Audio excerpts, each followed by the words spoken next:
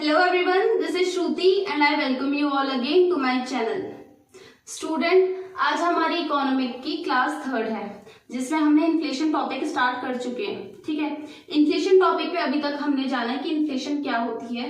ठीक है, इन्फ्लेशन कैसे आती है, इन्फ्लेशन के टाइप्स क्या होते हैं, दोनों टाइप्स पढ़ लिए थे हमने बेस्ड ऑन रेट, और वैसे दूसरे टाइप्स भी हमने इन्फ्लेशन के पढ़ लिए थे. फिर हमने पढ़ा बॉटलनेक इन्फ्लेशन के बारे में, और फिर लास्ट में हमने कुछ ऐसे टर्म्स पढ़े जो इन्फ्लेशन से रिलेट करते हों. जैसे कि कल हमने पढ़ा था डिफ्लेशन, वैसे ही आज का जो टॉपिक है ऐसे टर्म्स जो कल हम नहीं पढ़ पाए टाइम की कमी की वजह से, आज हम उसको कंप्लीट करेंगे. तो डिफ्लेशन हम कल पढ़ चुके थे, आज का टॉपिक है हमारा रिफ्लेशन. रिफ्लेशन क्या होती है चलिए समझते हैं. ठीक है, आज की क्लास स्टार्ट करते हैं.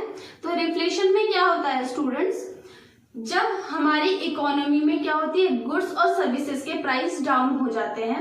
ठीक है, तो इसका मतलब क्या है, जब गुड्स और सर्विसेज के प्राइस डाउन हो रहे हैं मतलब डिमांड ही नहीं हो रही है. ठीक है, जब डिमांड नहीं हो रही है तो प्रोडक्शन कहाँ से होगा. अब प्रोडक्शन ही नहीं होगा तो हमारी जो कंट्री की जीडीपी है वो क्या हो जाएगी, डाउन हो जाएगी. समझ में आया. अब जब जीडीपी डाउन हो रही है हमारे देश की, तो अब क्या होगा, जो हमारे देश के सेंट्रल गवर्नमेंट है और सेंट्रल बैंक है दोनों एक्टिव हो जाएंगे. ठीक है, सेंट्रल गवर्नमेंट क्या करेगा, जो टैक्स होते हैं उसको रिड्यूस कर सकता है. ठीक है, सेंट्रल बैंक क्या कर सकता है, लोगों को इंटरेस्ट कम लोन पे इंटरेस्ट दे दे लोगों को, जिससे क्या हो जाए, लोगों के पास ज्यादा पैसा हो जाए. ठीक है, इसको हम एग्जाम्पल के तौर पर समझते हैं कि कैसे होता है रिफ्लेशन. अब माना हमारी जो इकोनॉमी है, फॉर एग्जाम्पल इकोनॉमी में बिल्कुल डिमांड ही नहीं है, डिमांड कम. जब डिमांड नहीं होगी तो प्रोडक्शन भी नहीं होगा. आप किसी चीज की डिमांड नहीं करोगे तो कोई उसका प्रोडक्शन क्यों करेगा जब कोई खरीदेगा ही नहीं.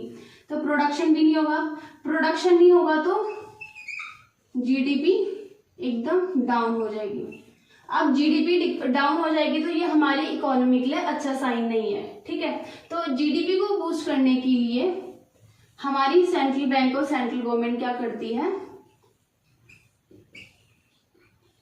जो हमारी सेंट्रल बैंक है वो बैंकों को बोल सकती है कि आप एक काम करो, सारे बैंकों को कि आप एक काम करो, जितने भी लोग आपके पास लोन लेने आए उनको आप लोन दे दो कम रेट ऑफ इंटरेस्ट पर. ठीक है, अगर आपसे कोई 100 रुपए का लोन लेने आए तो आप क्या करो, सिर्फ 1 रुपए ही इनसे इंटरेस्ट के तौर पर लो. जिससे क्या होगा कि उन लोगों के पास ज्यादा पैसा बचेगा.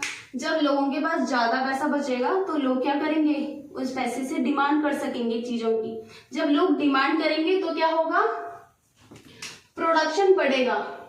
लोग ने डिमांड की, प्रोडक्शन बढ़ा तो जीडीपी भी बढ़ जाएगी. ठीक है, ऐसे क्या कर सकता है बैंक, सेंट्रल बैंक क्या कर सकता है, इकोनॉमी में जीडीपी बूस्ट करने के लिए ये स्टेप ले सकता है. सेंट्रल गवर्नमेंट टैक्स को रिड्यूस कर सकता है. जब हम अपनी सैलरी से टैक्स पे कर रहे थे तो हम कुछ XYZ% टैक्स पे कर रहे थे. ठीक है, जिससे हमारे पास क्या है, कम ही सेविंग्स बच रही थी. सेंट्रल गवर्नमेंट ने देखा कि लोगों के पास पैसा ही नहीं बच रहा, इसीलिए लोग डिमांड नहीं कर पा रहे.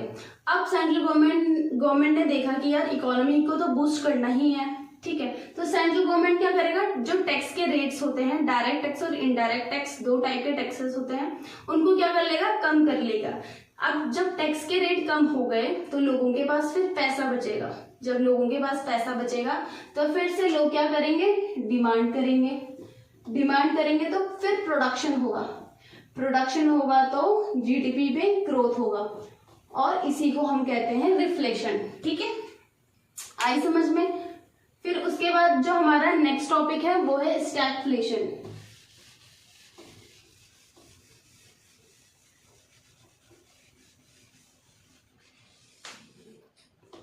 हमने रिफ्लेशन पढ़ा, अब हम पढ़ेंगे स्टैगफ्लेशन.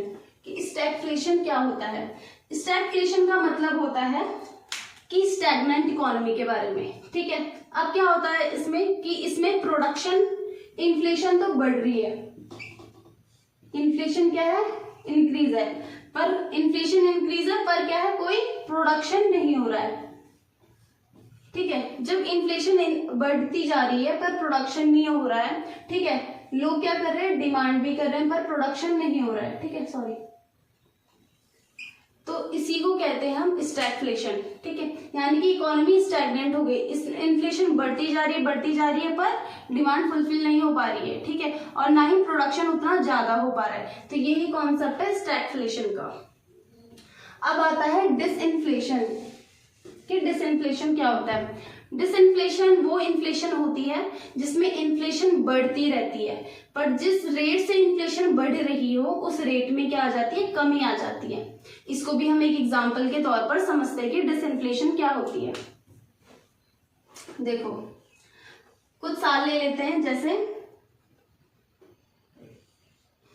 2021, 22, 23, 24, 2021, 2022, 2023 और 2024। अब सपोज एक एक्स नाम का लड़का है, वो 2021 में टीवी खरीदने जाता है, जहां पर उसको टीवी का प्राइस होता है 100 रुपए, ठीक है। सेम पर्सन क्या करता है, 2022 में टीवी खरीदने जाता है तो उसको टीवी मिलती है 110 रुपए की।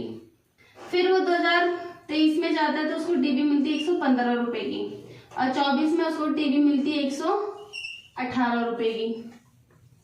अब आपको यहाँ पर दिख रही होगी कि इन्फ्लेशन क्या हो रही है, बढ़ रही है, ठीक है। इन्फ्लेशन देखो, जो टीवी 2021 में 100 रुपए का था वो 2020 में आके 110 का हो गया, 2023 में आके 115 का हो गया, और 2024 में आके 118 का हो गया।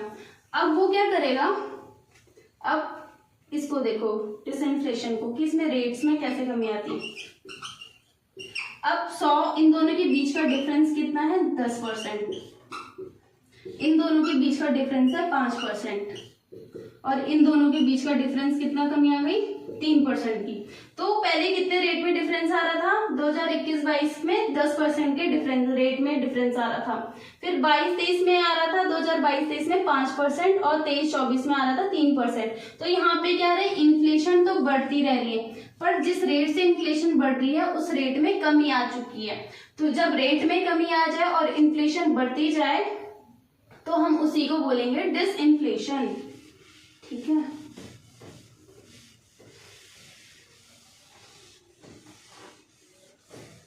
अब हमारा जो लास्ट टॉपिक है वो है वेज प्राइस स्पाइरल।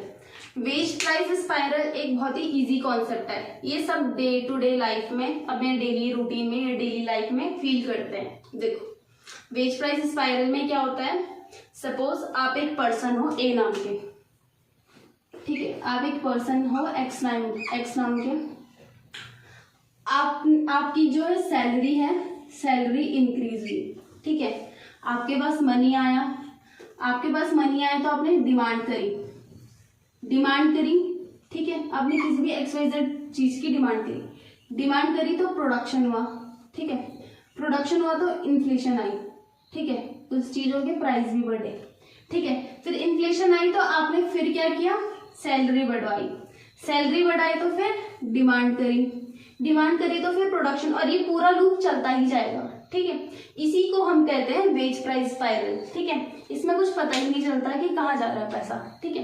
तो वेज प्राइस स्पाइरल में क्या होगा कि एक लूप है वो चलता जाएगा, जैसे जैसे आपकी सैलरी बढ़ेगी वैसे वैसे आपकी डिमांड्स भी बढ़ रही हैं, आपकी डिमांड्स बढ़ रही है तो आपका प्रोडक्शन भी बढ़ रहा है, प्रोडक्शन बढ़ रहा है तो चीजें और महंगी और इन्फ्लेशन आ रहा है, फिर आप सैलरी को बढ़ाने के लिए कहोगे और ये लूप चलता जाएगा, ठीक है। ये हो गया हमारा आज का last topic, wage price spiral. एक टॉपिक और कवर कर लेते हैं जिसको बोलते हैं फिलिप्स कर्व।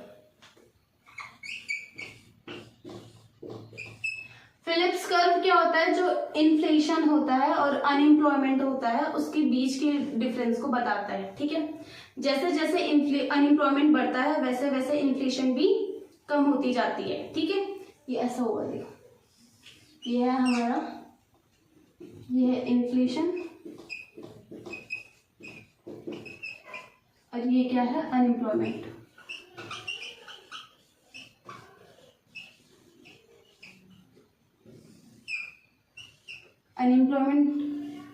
देखो जैसे जैसे हमारा अनएम्प्लॉयमेंट बढ़ रहा है वैसे वैसे हमारी क्या है, इन्फ्लेशन भी कम हो जा रही है, तो इसी को हम बोलेंगे फिलिप्स कर्व। ये क्या बताता है, इन्फ्लेशन,